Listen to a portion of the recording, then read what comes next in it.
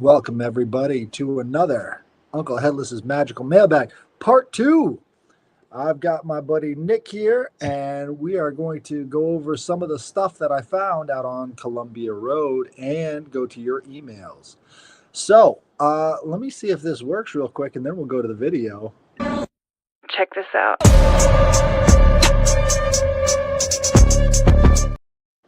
That's one of my drops. All right, let's see here.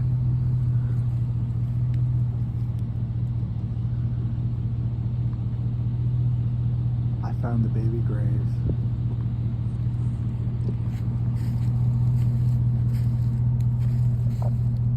It's called the Lonesome Grave. This was mentioned in the story on Sasquatch Chronicles. They said they came out here and heard the cries of a baby.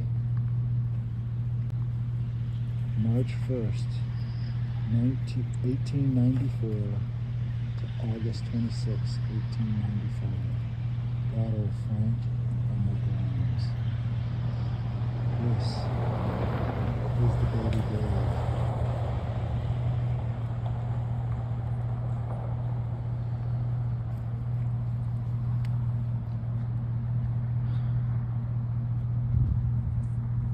Rest well, Blanche.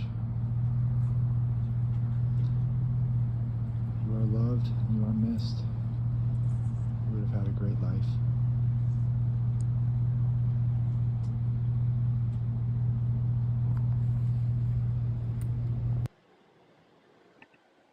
So yeah, that was a podcast I recently heard called Sasquatch Chronicles, and this guy was relating a bunch of different stories he had heard, and then he went out to investigate at this Columbia Road, and one of the places was this Columbia Mansion, and then another one was this baby grave. I couldn't find the mansion or what's left of it, but I did find this really creepy, kind of a deer graveyard. There was like maybe 16 carcasses. I was counting the spines because, you don't get duplicate spines.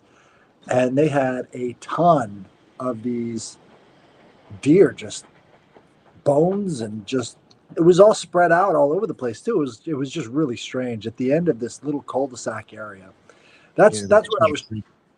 Yeah.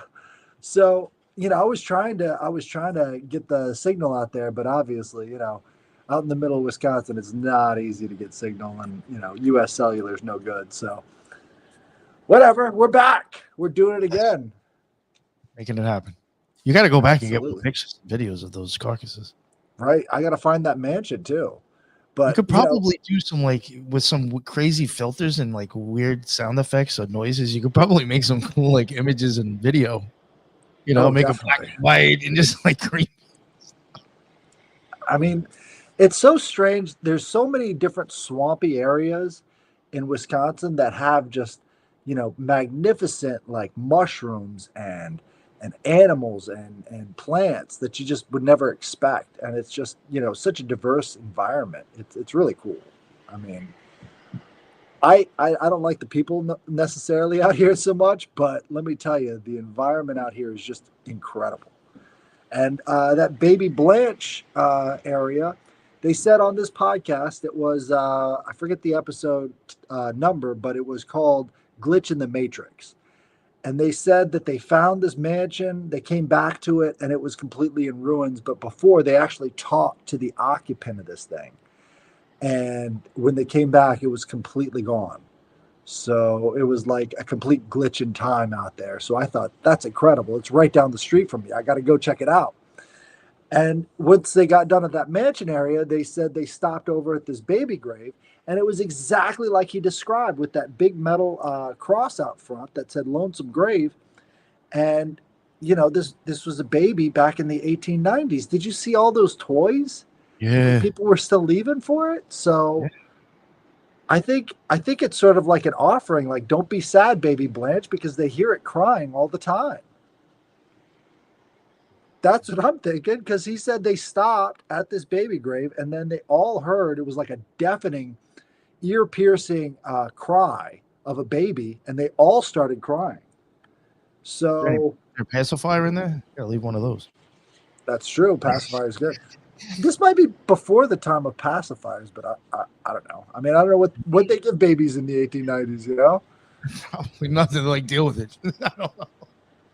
And that's one of the things. It's like not just Blanche, but her parents and probably their children. And, their children are dead. So why are people still leaving stuff there, But it makes sense if it's crying all the time. Yeah, well, it's probably like a real urban legend to them, to people around there, regardless, right? Right. I didn't talk to anybody out there, but I'd love to get their stories about this kind of stuff. So, this is the mailbag episode. So let's get into it. Do you want to go with Yeah, the Ethan, and then I'll go with sure. JJ? Hell yeah. Oh, I got Ethan's here. Ethan Indigo. Pretty sure people know who he is. So he said, so I wanted to share this because it would be neat if anyone else had a similar experience. And I'll just, he wanted to be anonymous. Oh, shit. Oh well, sorry. It was a bright, clear morning. I was entirely sober and got up early to walk my dog and exercise. I walked down the hill to my house. When I got on the street, stopped in a patch of morning sun and noticed my shoe was untied. As I noticed that, I got the distinct impression to turn around, like when you are out and about and feel someone is looking at you or even trying to get your attention in some way. It did not turn around because it was early in the morning and figured there was no one there. As I went to tie my shoe, a softball-sized object, maybe a little bit bigger, flew over my head. I watched it fly for like 15 feet or so before it dipped below the hill and continued beyond the street, in which was a valley of thick pine trees. In the split second that I debated on running after it, I realized that it was gone already and would have to have been useless to attempt to see it again. It was silent and brown or gray, almost like the pine bark in the tree in the area, almost like the pine bark trees in this area. It appeared to be a very solid little globe vehicle, no propellers or any visible form of propulsion. I have no idea what it was, but when it initially happened, I regretted not turning around and also thought maybe I did sense it in some way, at least. As time has passed, I feel like maybe I didn't sense it as much as it communicated to me to turn around. I don't know what it was and have not heard much of this type of anomaly, but just wanted to share it if others might have experienced similar. Weird shit. That is interesting. So these orbs are really interesting. I think there's so much more to these orbs than just spirit contact, UFO, all the rest of these things. I think it's both and, all of these things can be all in the same thing. So having this contact experience, I think is more than one level happening here. And I think these orbs really have a lot to do with the toroidal shape of energy that happens over and over and over again. So you can have these different toroid shapes that can have overlapping segments and other different types of specific geometry. But when you get close enough to the orbs, you'll notice that there's definitely a nucleus to all of these orbs. And so paying attention to that sort of gives you an idea to the rest of the volume of energy or material going on there. And I think it's kind of interesting, the coloring. You don't necessarily hear too much about, something that is orb-like that blends into the trees. Yeah, I actually thought the color that he gave was a little different than I expected. I don't know why. I always have like the idea of like a white or a blue orb. When he gave that color, I was like, oh, that's different. Right. Yeah. I've done some graveyard photography, and you get a lot of orange and red coming up out of the graveyards. So there's lots of different variations going on. Well, that is wild. So this one is from a guy named Double J, if I could say his name. I don't know. It says, this is a tale of one of the numerous beasts I encountered in the wild and occasionally wonderful big sky country of Montana. I was deep into the area, largely uncharted mountain regions outside of Big Sky, Montana, a popular winter destination, but but in the summertime. At least circa 2001. You always know it's JJ when he uses circa. I had chartered a solo mission to some nearby mountaintop lakes that had been identified on a map as the Golden Trout Lakes. I figured I like hiking and I like some trout, so I took off for the afternoon for a long adventure from base camp at my aunt's home in Bozeman, Montana, where I would often visit on extended periods of time off duty from nuclear missile convoy security details at Great Falls, Montana, Maelstrom AFB. Keep that in mind, folks. If you're living in Montana, you are not safe from nuclear war. That's where the nukes are. That'll be the first place to be going for. Right. The hike to the top of the mountain may have exceeded the time it took me to drive 90 or so minute drive to my parking lot and hike from there to the top of the mountain to the Golden Trout Lakes, which at this point only existed in 2D format on my map, with little to no interweb data available for the location because it was August 2001, so I had no clue what I would discover once I located these Golden Trout Lakes. Upon a lengthy hike and encountering no people or wildlife, I finally discovered the Golden Trout Lakes, in quotes, and immediately cast my fishing line in and got to work. After about an hour, I caught half a dozen big old golden trout and figured that was a good fishing day and I didn't want to be caught up in the woods after dark. I do my best not to volunteer to become David Politis missing 411 statistic. As I'm heading back down the trail, I encounter one of the strangest beasts imaginable, photo included. Let's go to that photo. You got to pull it up. Oh, yeah. There it is. There it is. Horrifying, people. You've got to look out for this creature. You look at the way it walks, it's like so authentic. It must be. You can see the muscles moving. This looks like an outfit. It must be real. This is obviously a joke. Everyone knows that Cookie Monster doesn't reside in Montana, not until ski season at least. Plus, he's got certain addictions. And I don't think it's just cookies. I think he's sliding on a different kind of powdered slope, if you know what I'm saying. Oh. He's going skiing, all right. Yeah. Anyhow, I actually ended up encountering a big old Boy Scout troop who was on a lengthy hike and was stopped by to fish some golden trout lakes. I told the scout troop the fishing was good and they were all casting in their lines as I departed for the trail. I got back to my aunt's house and began to prep my golden trout for. He keeps putting it in quotes. Like, what are these golden trout? Like, these are quotes. What is this stuff he's actually? It's when you get to the end of it, you'll realize. Okay.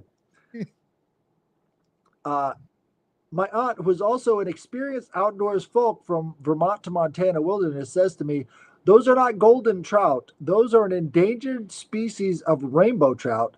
That's the red band trout. Not sure the endangered status of these trout today in Montana, but I feel like the state of Montana needs to name their lakes more accurately." Yeah, it's the lake's fault. And I can also tell you this fun fact, and a fun fact that I suspect the Boy Scout troop also discovered, that was some damn delicious endangered trout. Good luck and Godspeed, JJ Vance. I probably shouldn't say his name. He's catching endangered species on the podcast. JJ Vance, not the vice president. There's the monster. I mean, it's right there. It's Cookie Monster. What do we do about that? So, I guess JJ's going to jail pretty soon because this is a pretty serious crime. You know what's weird? I don't know if it was rainbow something, not trout, obviously. I don't think so. But I find it interesting that when we did cover a long time ago, when we covered the jesters, they had some fishing thing. It was called the Weddell Lines or whatever over in Brazil, and their thing was that's when they were taking the girls and bringing the young girls on the boat. But the whole reason of the boat is that they were supposedly fishing for some sort of rainbow fish.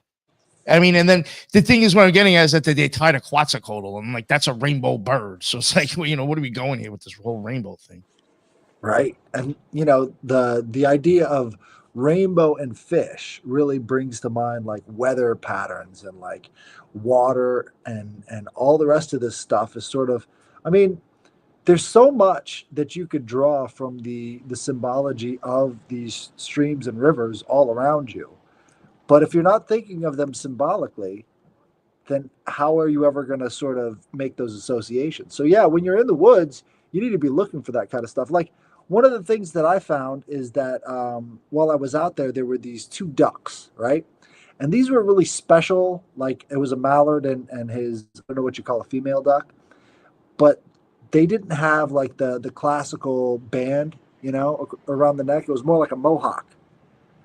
And so it felt as I was approaching these things that this was sort of like a sacred spot because these two were sort of in there and I snuck up on them. Right. And so, in addition to all of the corpses of these deer, you know, laying all around this area, you also have the sacred union of these two ducks. And then in my mind, I'm thinking, you know, this has got to be a pretty magical spot if not only are you having this you know graveyard, but also these two you know ducks sort of reproducing and having a family out here that weren't aware of my presence. There's got to be some kind of an energy that is because you normally you can't sneak up on a duck. They're right on it as soon as possible. Yeah. So it kind of gave me a sense that there was something else going on there, and I kind of appreciated that. Or maybe they didn't worry about it. Well, you know, they flew off immediately. You know, once they saw me, it was like, get the fuck out of here. They caught us. You always have to wonder, like, what other kind of encounters have the animals that you've seen in the woods had with humans? You know, because that sort of flavors how they treat you is the other encounters that they've had with people. Yeah. Especially if they could base it off their first interaction. Right. I did see another truck parked out there.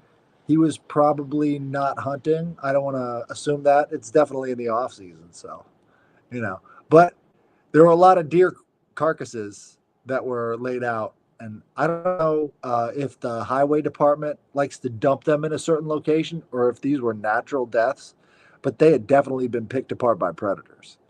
You know, I was going to ask you about that. What was you're talking about where you just went? I was going to ask you, like, what was up with like, why was there dead deer carcasses there? You know what I'm getting at? Like, I don't know. I mean, I know I've been like where the town or the highway picks up the ones on the fucking street and just fucking dump them there.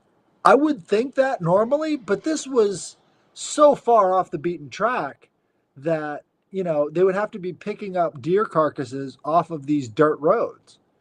And they don't normally do that. They just leave the deer on the dirt roads. The only time they ever pick up the deer is when they're, you know, blocking traffic and stuff. Mm-hmm. So to me, it seemed like maybe it was a hunting thing, but if it was a hunting thing and they're stripping the deer of the meat and stuff, why here? There were no trees to hang them on, you know? So this is not a good place to like gut the deer or anything. And if they're just taking their kills and then dumping them out here, there's lots of other places they could do that. They actually have deer collection sites out here in Wisconsin. It's, you know, deer hunting so popular out here that you could just throw them in town. One of the interesting things about that story, too, from the Sasquatch Chronicles, was that the lady who was a ghost that they were talking to said that there was a town of Columbia, but there was absolutely no Columbia town anywhere near this place. This is way out in the sticks. And so she says, if you follow this road, you'll hit the town of Columbia. And I didn't see any town. So there might be a ghost town out in this area as well, because this was swamp. I mean, you could see from that little video of the thing, the little, lonesome grave there. There was nothing around it. It's just It's out in the middle of nowhere. There's nobody to maintain this stuff. And then they come here and they put, items on the grave. It's so bizarre. Yeah, yeah. Is there any buildings on that property? No, there's no houses nearby. There's a house across the street, but it's further down the road, and it's a trailer. I don't think people have been living in trailers in this area for over 100 years. There's most of Like this property, people are dead and gone and everything. right, but like you saw, that was a brand new like headstone that they put in front of that rock. That was the original headstone. So somebody's taking very good care of this place and actually leaving toys and stuff. So there's something else going on in this area, and I'm glad I heard this because I don't really, have you ever heard of Shadowlands.net? It's one of the, I guess, old school repository of like haunting stories and stuff. Everything in Wisconsin takes place around Madison. That's 3 hours away. I'm in Western Wisconsin. There should be some happenings out here, but I can't find anything. So it's nice to know that there's actually stuff going on in the whole metaphysical / paranormal department that I didn't know about before. But yeah, if it was all roadkill, that kind of makes sense. But why would they? They don't. I passed several deer carcasses on the way out there. Nobody was picking these things up. So if it was roadkill, why? Why would they pick up this roadkill and not the other stuff? Yeah. But you next time you go there.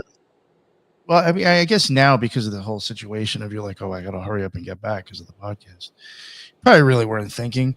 But if you have time to go back there, I would even look to see if it'd be. God, I wish like it would be great if that was closer and I had my drone to see if like those bodies being laid out in a specific way or anything. Like when you're there, just trying to get an idea if you see like you never know. But who knows? I do find that interesting. I just think like maybe if you were there and looked at stuff a little bit more, you might actually see something else.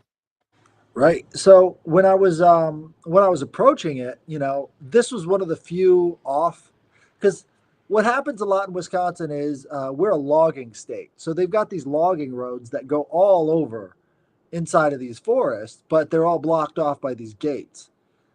This was one that didn't have any gate on it, and it led all the way down and then just dead ended. So there was something else going on here. You ever wonder how many dead people might be buried in there? Something. It could have been a ritual. There's no guarantee that it wasn't. So I think, folk magic used to be the dominant religion in the United States until 1850s. And I think a lot of that tradition survives with a lot of the old timers. And this is definitely one of those areas where there could be a lot of old timers. So I do believe that there is people out in the woods that still live like that. That is not a doubt in my mind. But yeah, so that was an interesting experience. I also got another video that I made while I was out at this site, and I'll just upload that directly to YouTube. I'm having trouble formatting it for this one. But there's a lot of interesting stuff out there. And the main purpose of going out there and doing this stuff is to encourage you guys to do the same. If you guys go out there and have these experiences and you're looking for these experiences, you're going to find stuff. And that's, good for everybody. These stories are actually really healthy to have. We're building a tribe here, and having the ability to connect like that is very important. And so one of the main reasons why I want to get into doing more of this stuff is because it actually helps build a community of mutual respect and all the things we want to see in the world is sharing stories. So yeah, that's why I like it. But always carry protection. Have a knife or something. Shit, you never know. Yo. Oh, look at the one. I mean, not that I wouldn't have really, unless the guy had a weapon on him, I wouldn't have been intimidated by him anyway. There was only one of them, but look what happened when I went to that place in Brooklyn and filmed that place that's tied to that cult. Fucking dude came at me like a Scientologist, for fuck's sake. With his phone on, like running up to me, like putting his phone. After everything was done, I even asked him. I said, "I hope you went live on Instagram, bro." I said, "Are we at least famous over this?" He's like, "No, I didn't go live." Like, what the fuck are you doing? Man, they are so defensive. See, Yeah, that's generally the thing. You can always tell a cult by how defensive they get. it was just really weird. It's like I don't know, but yeah, man, definitely. Yeah, again, for my listeners too, please send some emails in if you got them. Absolutely. Yeah. I'm looking forward to it. I think we're on a journey here, and we're trying to grow and we're trying to connect. So it's good that we've got this audience because I see a lot of people on here who are like Mansion Rollers, one of the first guys that we got Yeah, the yeah, emails yeah. from.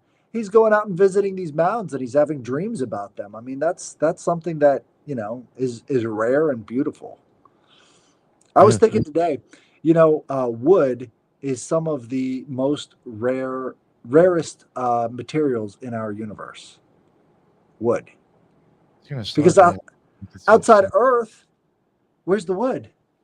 So we take these things for granted. We're surrounded by life and we take it for granted, but this is some of the most precious stuff in the universe. And unless we're connected with that, what are we doing? There's so much to see and so much to experience that I think all this digital stuff makes us really immune to seeing the beauty that's around us. Oh, yep. You know what's interesting? Did you ever notice Twin Peaks? I don't know if you're into that. It did focus on wood a lot. There's always trucks going down the road with logs on it and stuff. They're always in the forest. It's very interesting if you pay attention how much wood you see being traveled and cut and moved. Something up with that. There's a big logging factor out here too. I mean, all you see, like all night long, all I hear up and down these roads is these big logging trucks, working into early hours of the night. It's crazy. But yeah, the wood, something that gets me. So, do you know about calories and how to measure calories? Yeah, a little bit. They basically take fat and then they soak a piece of paper in the fat and then they light the piece of paper on fire and then they judge based off of how long that paper burns with the fat in it. That's how many calories you're consuming, right? But if you think about it, wood is the most calorie dense substance you could have because you've got these fires that are burning with the logs in it. There's That's you that know is there's interesting. there's a lot of energy there. That's what I'm trying to say is. Well, even isn't that even an element in the Chinese? Yep. Yep. Wood is Wood. that sort of constantly growing energy that is associated with the five Chinese elements. So, with the five Chinese elements, they're not in opposition to each other. In the Western elements, they're kind of in Hey, opposition to each other. But with the Chinese elements, they're sort of moving and transforming in a circle.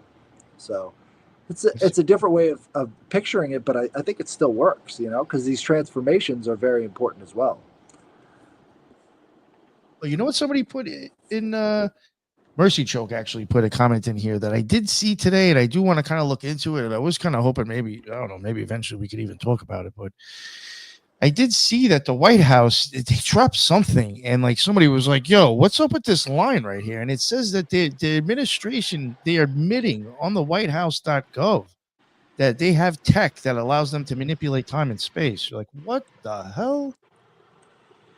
No shit, really? Right. And have you looked into MH370?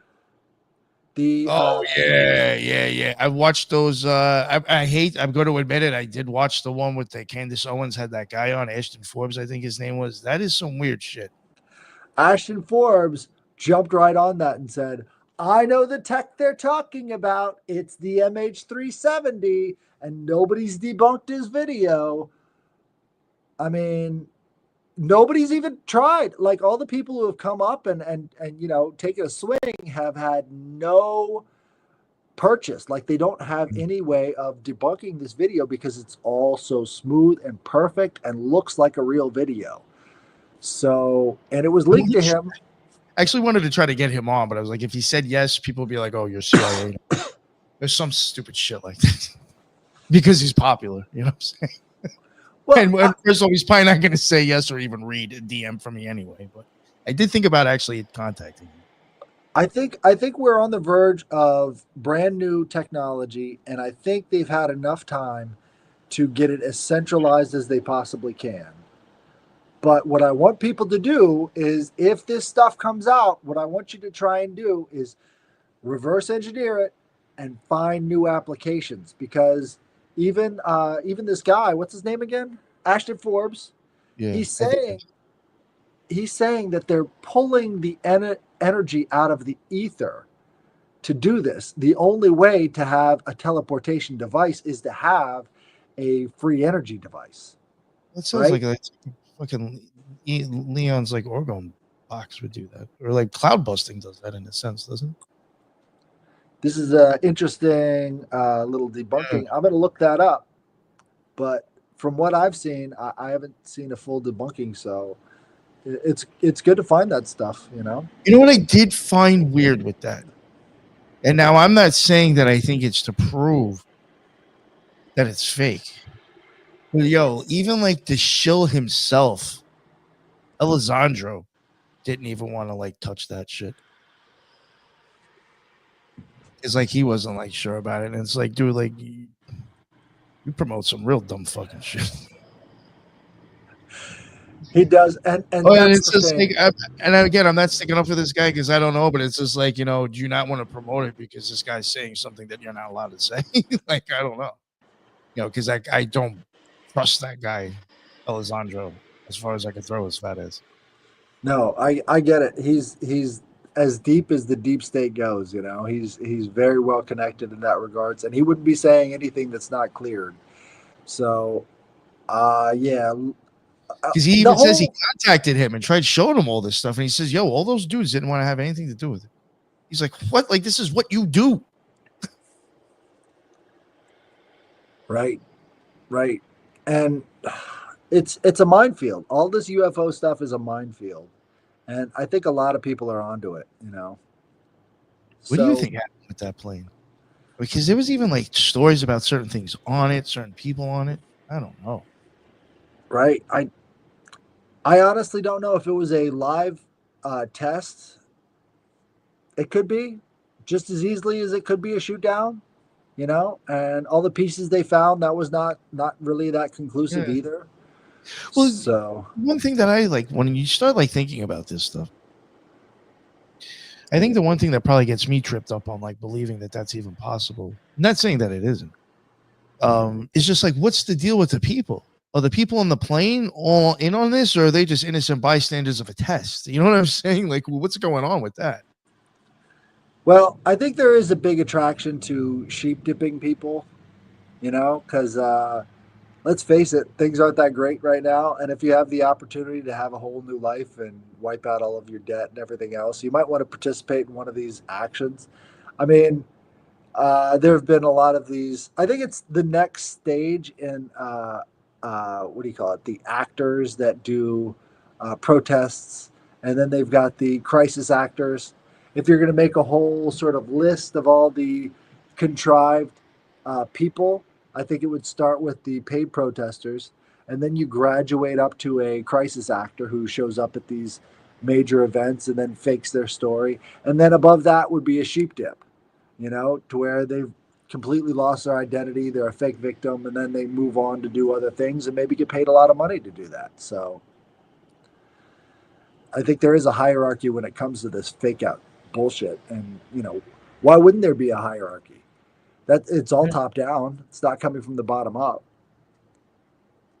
But yeah, I mean, in terms of MH370, I don't think we've heard the last of it. And whatever Trump is saying about this time space stuff, again, I think they really daftly maneuvered with the whole QAnon stuff. You know, they used that to a T, and it seems like they were able to change that storyline with the focus on Trump. And you know, he would keep throwing up the Q or the 17 and all these rallies and stuff. That Yeah, shouldn't be he was ignored. playing that, dude. I honestly think all that shit was AI too, Q and all that stuff. I don't know. Something's up with that. I think it's Peter Thiel was behind that to an extent. Well, Possible. I think there's a certain aspect of the live action ARG, right? And so they throw out all this information, and then they see which one gets traction, which one gets the most views, and then they sort of stick with that storyline, you know. And then the people who are participating in it are throwing up the flags at these different rallies, and then people are like, "Oh, it's happening! It's happening!" All this stuff is going on. And really, they're monitoring how people are reacting and using that information to further the storyline, you know? Yo, have you noticed this is an account called B, I think, on Twitter. You gotta. I'll send it to you after the fact. I swear to God, it's fucking AI. The picture is not even real. You can tell it's AI. The way the thing talks is AI, and it is spitting out some really, actually interesting, deep fucking shit, and it's pretty on point, man. But I'm almost positive it is AI, and people are like talking to it. And there's other accounts that when you look at them, you're like, that looks like that could be AI, and it's like, yo, is this all one visual mind fuck? Like, it's really, really weird. There was a dude. I know I'm like dragging on the show. Sorry. There was a dude that I watched that had something about like the dead internet or whatever. And he was saying that you can even look online and it even admits more than 50% now is fucking bots. And he was watching like Trump tards have fucking like arguments online. And he started like looking at their accounts and like some of them have like the names or whatever and like looking them up. And like there'll be like a few little things that shows that this person exists. And he was like looking at someone's picture and he zoomed in on it. There was not one fucking name on any of the books behind him, and all the photos and the frames behind them, everybody's face was twisted and people had extra fingers. It's fucking AI. You literally have some of these accounts that are spazzing like a fucking rabid animal for Trump is actually a fucking computer. Oh, I don't deny It is it. fucking insane. I think what you have is the conflagration of the boomer mentality, which is, the first generation raised solely on television, with the implementation of AI. And how could you really tell the difference between a person who believes everything they see on TV and a program that you've put into action that believes everything you tell it? I mean, Yo, well, at one point I was just like, yo, that is crazy. But then I was like, you know what? I really hope some of the accounts that I've come across were like that. Because it makes me feel better that maybe not every human is actually that crazy for Trump. Because like I've seen some like just crazy shit on the internet, but like that. right. And I think what's happening is a type of cybernetic feedback, right? So cybernetics is what we're doing right now, right? So when you're interacting with the machine and then the machine interacts back after interacting with it, that's called cybernetic learning. And so what they'll do is they'll throw out these associations, you follow the associations, and then you get feedback. That's cybernetics. And so when you look at the Macy conferences back at the beginning of the Silicon Valley era, you'll find that that's what they were focused on is how do we get cybernetics into everybody's home? Now we have cybernetics in everybody's home, and now they're doing the programming. They figured this stuff out in the 1940s. It's, Wow. you know, Wasn't cybernetics like a workout gym at one point? What the fuck happened to that? I don't know. Yeah, it was like one of those rubber band workout gyms when I was younger. I think it was called cybernetics. That makes sense. But it's basically the same idea. You interact with the machine, and then the machine adapts to you, your answers, and all the rest of it. But, Yeah, like that account I was talking about, dude. If you saw it, I gotta send it to you. You'll be like, "Oh, that's fucking AI." It's like even like a lot of times, like if you, I've went like today, it was talking about something about gravity. I didn't even read everything it said. It just said gravity isn't what we think, and I said, "Yeah, it's a downward spiral," and it actually replied exactly. And then said all this shit. And then I started noticing on other people, he's saying exactly. I'm like, this thing is fucking AI. And people think they're having a conversation with a real account with a picture that's AI. right. Like, yo, this is fucking fake. And I asked it, are you AI? Nothing. I asked it, will you come on my podcast? Nothing. But if you comment on what it's talking about, it will answer you as if you're having a conversation with ChatGPT. Exactly. But And those I think, specifics, it can't answer that. It's not gonna, oh, sure, I'll come on your podcast. It can. It's a fucking computer. and once you get the AIs reacting with AIs, and then the people reacting with the AIs, that's when you start to get the mass movement. Yeah, dude. It is freaky. There was a great storyline I read about these professional wrestlers, right? And these professional wrestlers were trying to, get the crowd to react the way they wanted to. So what they would do is they would start to pump in sounds of cheering crowds when they wanted the crowd to cheer. the crowd then responded and started cheering just Yeah. because they heard the cheers. All you have to do is pay five motherfuckers and start the wave, and you get that shit going. Right. Oh no! Nowadays they just put up a sign and it says "applause, you fucking slaves," and you do it. Right. That's a little bit more obvious. What you want them to do is think that it was their idea. And once you get that crowd energy going on, they think it was their idea, but it wasn't. And then we're back at the beginning where everybody just responds to however the actors are doing it. And you're back at the original church. I keep saying it over again. Theater is the original church because you're reacting to what you're seeing and you have that sort of same relationship. They want That's you right. to in a certain way. That's why King James likes Shakespeare so much, my man. Bingo. Bingo. Nailing it. All right. Well, this is a great episode. Guys, get out there. Go find out what's happening. Do it for yourself. Don't wait for somebody to tell you to do it. Do it for yourself. You know you want to get into nature. It'll be So, fun. right. It's fun. And you You learn. get out of the and you house and connect. be by yourself. Right. That we all got to be okay with being by ourselves, you know. You'll at least get So, out. right.